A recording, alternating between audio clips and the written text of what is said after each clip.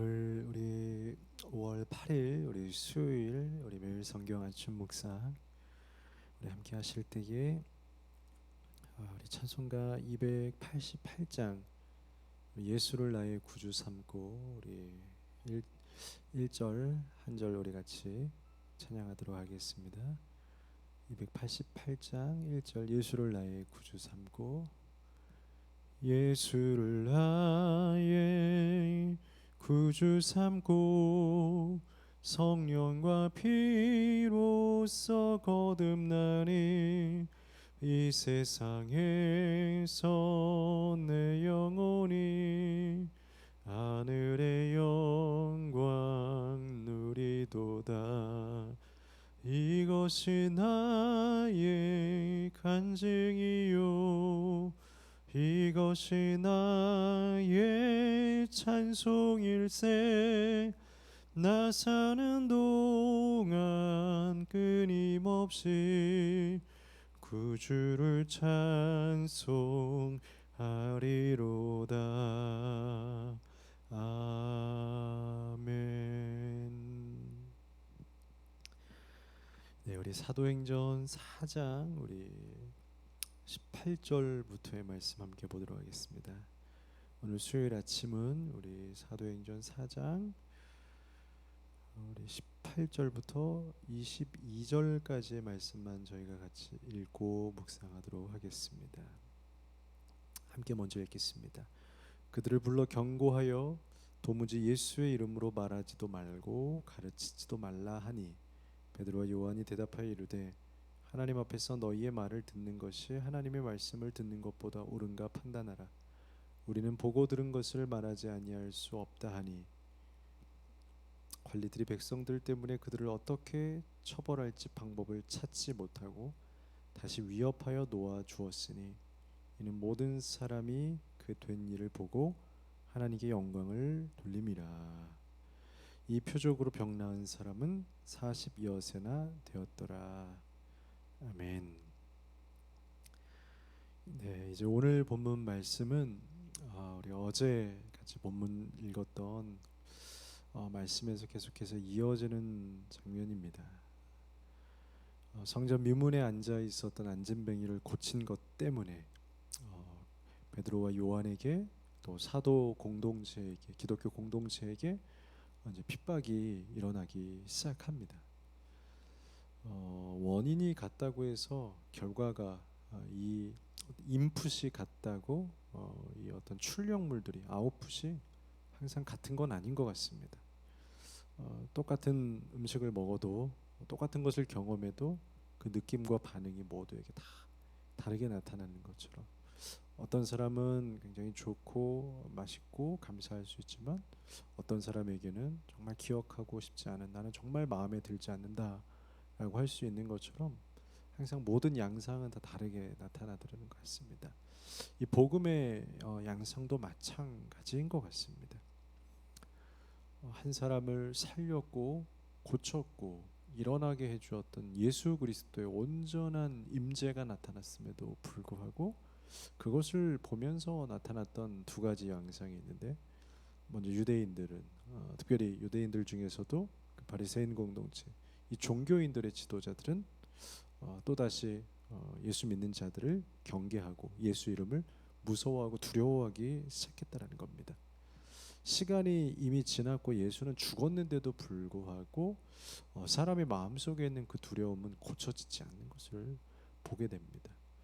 그래서 이 안진뱅이를 고쳤던 베드로와 요한을 옥에 가둬두고 그 기적의 역사를 통해 한 사람이 살아난 사건임에도 불구하고 이 종교인들은 이제 다시는 예수 이름을 증거하지 말라. 너희를 풀어주기는 하겠지만 다시는 하지 말라. 그들을 풀어준 이유 또한도 다른 것이 아니라 자기들을 지키기 위해서입니다. 왜냐하면 자기들이 이 사람들을 어떻게 할까 고민을 했는데 이미 대중들이 이 공동체를 또 예수 이름으로 고친 사건을 이미 많이 알았고 또 제자들이 생겨지기 시작한 겁니다.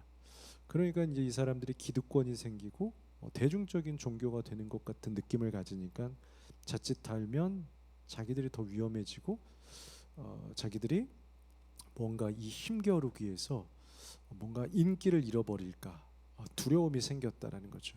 그러니까 그들을 풀어주기는 합니다. 그래서 저희가 18절부터 읽었지만 그 앞절에 보면 16절에 이 사람들을 어떻게 할까 그들로 말미암아 유명한 표적 나타난 것이 예루살렘에 사는 모든 사람들에게 알려졌으니 우리도 부인할 수 없는지라. 이미 다 알려졌다라는 거죠. 이미 사람들이 예수 이름으로 안진뱅이가 낫더래. 그 죽으신 예수 그리스도의 부활, 그 이름이 정말로 사람을 고쳤더래 하니까 자기들도 어쩔 수 없는 어떤 심리적 압박과 자리에 뺏김 두려움들이 생기다 보니까 지금은 때가 아니다. 마치 예수님 때처럼 예수님을 계속 지켜만 보고 있었던 것처럼 때가 될 때 정말 그 순간의 때에 죽일 순간을 찾으려고 했던 그들처럼 지금도 어쩌면 그렇게 시간이 지났음에도 불구하고 동일하게 그들은 항상 타이밍만 찾고 있었던 것 같습니다. 언제 이 제자들을 공격할까 하고 하다 지금은 때가 아니다. 그래서 그 제자들을 놓아주게 됩니다. 그게 바로 18절 말씀이었죠. 그들을 불러 경고하여 도무지 예수 이름으로 말하지 말고 가르치지도 말라. 이런 이제 명령을 받은 겁니다. 우리의 삶의 신앙생활에도 명령이 올 때가 있습니다. 갈등이 올 때가 있다라는 거죠. 분명히 잘못한 건 아닌데 우리의 믿음 아래에서는 정직하고 또 신앙대로 믿음대로 살아가고 있는데 여러 가지 환경 때문에 갈등이 되거나 고민이 될 때가 있다라는 거죠. 그건 무슨 법적인 문제나 어떤 도덕적인 문제를 이야기하는 것이 아니죠. 개인의 신앙적 판단이니까요. 그 안에서 내가 어떻게 해야 되는가, 내 믿음이 정말 옳은가, 이렇게 정말 믿음 가지고 살아가는 것이 과연 옳을까, 그냥 조금만 좀 힘을 빼면 어떨까, 그런 신앙적 갈등이 올 때가 분명히 있다라는 거죠. 제자들도 잘못한 것이 아님에도 불구하고 이제 조금 쉬엄쉬엄 갈까, 주변에선 그렇게 이야기하는 거죠. 이제 예수 이름으로 너무 세게 하지 마, 조금 스물스물 좀 쉬어가면서 하고 적당히 좀 해라고 할 때가 있다라는 거죠. 그럴 때 우리는 어떻게 판단해야 될까요? 어떤 기준에 의하여서 우리가 다시 한번 점검하고 다시 한번 나아가야 될까요?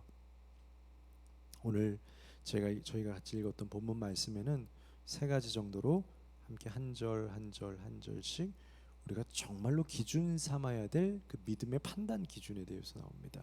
19절에서는 먼저 이렇게 이야기하죠. 베드로 요한이 대답하여 이르되 하나님 앞에서 너희의 말을 듣는 것이 하나님의 말씀을 듣는 것보다 옳은가 판단하라. 우리가 정말 판단해야 될 것이 무엇이냐? 그것은 누구의 말을 듣는 것이 옳은가? 우리가 흔들리는 그 시점에 다시 한번 정확하고 명확하게 계산해야 될 건 무엇이냐면 내가 누구의 이야기를 가지고 옳은지를 점검해야 되는지. 오늘 요한이 그러죠. 베드로가 그렇죠. 내가 누구의 말을 들어야 되겠냐? 너희들이 시키는 그 말을 듣고 내가 복음을 멈추는 것이 옳으냐? 아니면 하나님의 말씀이 말하는 기준을 가지고 내가 사는 것이 옳으냐? 당연하죠. 하나님의 말씀이 무엇을 원하시는지, 하나님의 말씀이 나에게 무엇을 요구하는지, 그 기준이 나에게 판단 기준이 되어야 한다는 거죠. 여러분, 우리가 읽고 있는 이 성경이 더 많은 외경과 위경과 이런 것들로 구성이 돼 있어요. 근데 이것들을 정말 우리가 읽어야 될 성경으로, 바로 정경이라고 그러죠. 정경으로 딱 채택한 회의가 있었습니다. 그래서 바로 AD 90년 얌리아 회의인데, 이때 우리가 읽어야 될 성경들을 이것이다라고 체계화해서 정경이라고 해서 딱 우리가 봐야 될 성경으로 채택을 한 회의가 얌리아 회의예요. 근데 그때 우리가 보아야 할 이 성경을 정경이라고 이렇게 호칭을 했는데, 그 정경이 바로 캐논이라고 해요. 캐논. 이 정경이라는 뜻, 캐논이라는 뜻이 무슨 뜻을 가지고 있냐면 기준, 척도라고 하는 그런 의미를 가지고 있다는 거예요. 그러니까 우리가 보는 이 성경은 바로 우리의 삶에서 우리가 살아갈 때 항상 기준점이 되는 겁니다. 세상의 분위기에서 누가 무엇이라고 말하고 있냐, 어떤 흐름으로 요즘 기조가 흘러가고 있느냐, 이 모든 것들이 아니라, 세상 기조와 문화와 흐름이 아니라 성경이 무엇을 이야기하고 있느냐, 성경 말씀이 나에게 무엇을 강조하고 있느냐. 그렇게 판단되어질 때 우리는 바른 신앙으로 그리스도인의 삶으로 살아갈 수 있게 됩니다. 그러니 다른 것에 너무 많이 듣고 흔들리지 마시고요. 성경이 나에게 무엇을 원하는가? 그럼 아주 심플하고 명확하게 결정 지을 수 있다라는 거죠. 20절 말씀에 또 한 가지 이 사도들이 판단한 그 결정의 기준은 무엇이냐면 바로 경험이라는 거예요. 경험. 내가 보고 듣고 경험한 거. 그럼 그건 강력한 거 아니겠습니까? 강력한 거, 내가 경험한 거. 20절이죠. 우리는 보고 들은 것을 말하지 아니할 수 없도다 하니. 사도들이 그 위험 속에서도 그 무서운 종교인들의 명령도 그들이 뒤로하지 않고 두려워하지 않고 그럼에도 불구하고 말씀대로 살아갈 수밖에 없었던 그 말씀이 될 수 있도록 도와주는 어떤 용수철과 같은 스프링과 같은 이 말씀이 그냥 말씀만 가지고 지키려고 그러면 참 두려움이 설 때가 있는데 이걸 정말 살아낼 수 있도록 나에게 동기가 되고 근원이 되어주는 어떤 플러스하는 그런 재료가 있는데 그것이 바로 그들이 만난 하나님, 경험한 예수님, 그들이 본 예수님, 만진 예수님, 두 눈으로 직접 본 부활의 주님, 바로 그 경험이 체험이 그들에게는 판단 기준이 되었다라는 겁니다. 기독교는 말 그대로 경험과 체험의 종교입니다. 보고 들은 것이 힘이 되는 거예요. 사도들이 부활의 예수님을 만나지 않았습니까? 엠마오 도상에서 예수님께서 친히 찾아와 주셔서 그들에게 깜짝 나타내 주셔서 어디로 가고 있니? 제자들이 눈치채지 못했을 때 너에게 평강이 있을지어다. 같이 가자. 제자들이 깜짝 놀라죠. 그래서 같이 식사하시고 이야기 나누죠. 그 어마어마한 추억, 예수님을 버리고 잊고 두려워서 고향으로 돌아가고 있었던 그 제자들에게 나타나셔서 어깨 동무하시고 다시 그 살아나신 것을 보여주셨던 그 예수님의 따뜻한 손길, 이거 경험한 것은 잊을 수 없다라는 거죠. 그들이 말씀으로 흔들리고 있을 때 그들의 경험이 그들을 붙잡아 살려줘요. 그래서 오늘 사도들은 내가 예수님을 보았는데 그 본 예수님 그대로 내가 살아야지 뭘 하겠느냐. 여러분, 우리 안에 느끼고 경험했던 그 예수님의 기억들, 또 신앙의 경험들, 그것을 절대로 놓치지 않게 되기를 바랍니다. 내가 만나고 경험했던 거, 내가 경험했던 그 하루하루의 그 기적 같은 일상들, 주님이 인도해 주신 것들, 그건 힘이 되는 겁니다. 그러니 또 여러분들 축복하고 권면하는 것은 그러한 경험들이 오늘도 있게 되기를, 또 많아지게 되기를, 그런 체험들이 많이 있게 되기를. 사람의 관계도 그래요. 아무리 많이 만나도요, 경험이 적게 되면, 실제적인 그 터치와 만남이 없게 되면 그냥 만나고 있다고 해서 그것이 능력이 되지는 않는 것 같습니다. 추억이 되지는 않는다라는 거예요. 우리가 만나고 교제하고 좋은 우정과 사랑을 나누게 되면 그 안에서 경험이라는 것, 체험이라는 걸 하게 돼요. 같은 추억이라는 걸 갖게 돼요. 근데 그것이 쌓여야지만 그들의 관계가 돈독해질 수 있는 거예요. 그냥 우리가 만난 지 며칠이 되었어, 우리가 1년이 되었네, 2년이 되었네는요, 힘이 되는 것 같지는 않습니다. 물론 긴 시간을 통한 그 부인할 수 없는 그런 그 시간을 통해 쌓여진 어떤 그런 내공 같은 것이 있지만 추억을 쌓은 것은 달라요. 여행이라도 한번 가본 건 달라요. 함께 동일한 공간에 있었던 건 분명히 다르다라는 거죠. 분명하게. 이게 경험이, 체험의 중요성이에요. 마지막 21절 22절에는요, 이 제자들이 그럼에도 불구하고 우리는 복음을 전할 거야 라고 할 수밖에 없었던 것은 그들에게는 한 사람이 고쳐지는 기적으로 안전뱅이가 일어났던 열매, 결과물이 있었기 때문에 그래요. 결과물. 여러분, 우리가 부인할 수 없는, 무시할 수 없는 또 한 가지 은혜가 있다라면 그것은 열매와 경험인 겁니다. 기독교는 열매 공동체 아니겠습니까? 저가 내 안에, 저가 내 안에 거하게 되면 무엇이든 원하는 대로 구하라. 그 안에서 그 포도나무의 열매가 맺혀지게 될 것이다. 우리가 정말 주님의 사랑 안에 있게 되면 포도나무는 열매를 맺게 되는 겁니다. 과실을 맺을 수밖에 없다라는 거예요. 그리고 그 과실을 보게 되면 우리는 그 안에서 진정한 믿음으로 자라날 수밖에 없는 겁니다. 오늘 제자들이요, 그 병든 자, 안진뱅이가 일어나는 그 예수 그리스도의 복음의 열매를 보았어요. 경험하게 되었어요. 그 경험의 결정체가 바로 그 예수 그리스도의 열매였다는 거죠.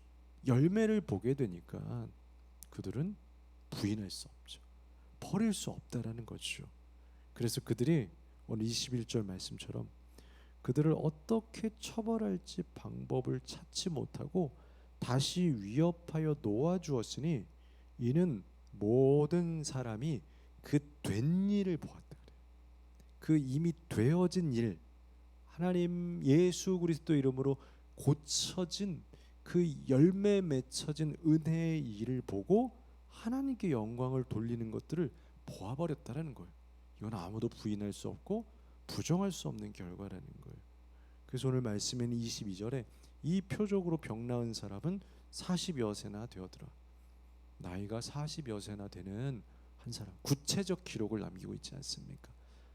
이 사람이 어릴 적부터, 날 때부터 안진뱅이였던 이 한 남자가 40여 세나 되도록 걷지 못하는 이 남자가 걷게 되어서 이 아름다운 기적의 열매를 보게 되니, 이 기적의 경험을 하게 되니 어느 누구도 부인할 수 없고 서로가 공격할 수도 없고 멈출 수도 없는, 이것만이 정말 진공 상태와 같은 정말 하나님의 능력이 되고 아무도 손댈 수 없는 그 범접할 수 없는 은혜의 공간 된다는 거죠.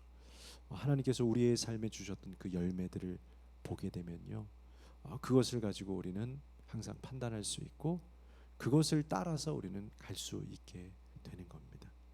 오늘 예수님의 제자들, 사도들이 그들에게 복음을 이제는 증거하지 말라고 막아서는 세상에 사람들이 있었지만 오늘 세 가지 판단 기준에 의해서 오늘 그들은 말씀으로, 그리고 그들은 자신들이 이미 경험한 만난 예수님, 그리고 그들의 삶 가운데 나타났던 기적의 열매, 이 판단 기준을 가지고 그들은 굴하지 않고 복음의 말씀으로 향하게 됩니다. 오늘 우리의 삶에도 오늘 흔들리고 고민되고 어떻게 해야 될까 난처한 상황이 있을 때 주님의 말씀으로, 내가 이미 만났던 그 경험으로, 그리고 내 삶에 나타내어진 이미 나타난 그 열매, 그것으로 인하여서 항상 심지 있게 굳건하게 주의 말씀 향해서 나아갈 수 있는 우리의 삶이 되었으면 좋겠습니다. 기도하겠습니다. 거룩하신 아버지 하나님, 감사합니다. 오늘 사도들이 이제 다시는 예수 이름으로 복음 증거하지 말라는 그런 무서운 명령을 들었음에도 불구하고 말씀 때문에, 내가 만난 예수님 때문에, 또 내 삶에 나타나야진 기적의 열매들 때문에 주님을 부인하지 못하고 다시 복음 앞으로 나아가 힘써 새 힘을 얻었던 것처럼 오늘도 다시 걸을 수 있는 현명한 판단 기준에 주의 힘을 허락하여 주시옵소서. 감사하며 예수님 이름으로 기도합니다. 아멘.